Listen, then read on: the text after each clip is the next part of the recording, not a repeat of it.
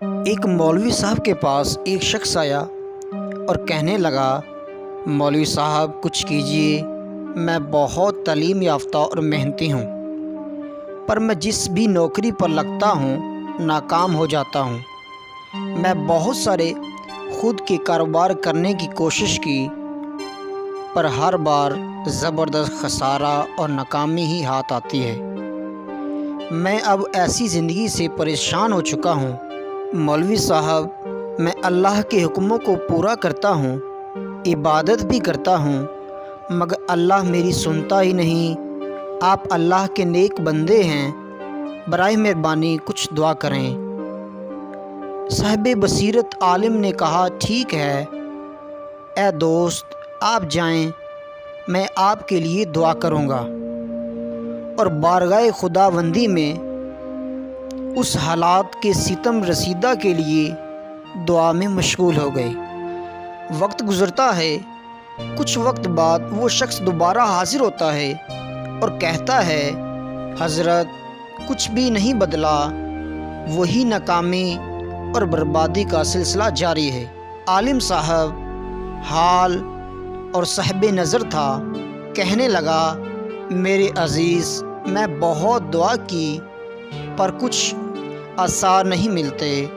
میرے عزیز، ویسے تو اللہ کریم ہے، ظلم نہیں کرتے، پر یہ بربادی مجھے کسی سخت ظلم کا شاخسانہ لگتی ہے۔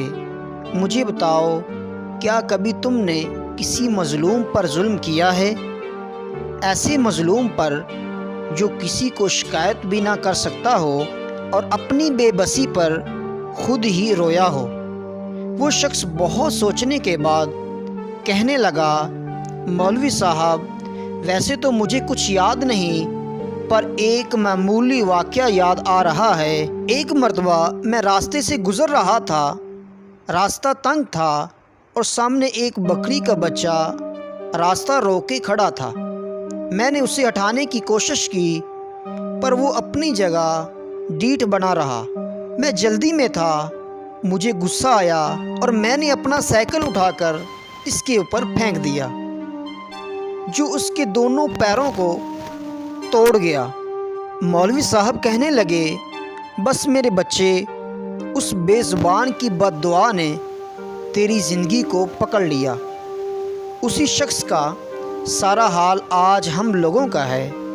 بے پناہ ظلم و جبر سے بھرپور زندگی، رشتہ داروں، غریبوں کے حقوق سے انکار، خیر امت کی ذمہ داری سے سرکوبی، سود اور مال حرام سے لگاؤ، اور تمنا ہے اللہ کے ساتھ اور مدد کی۔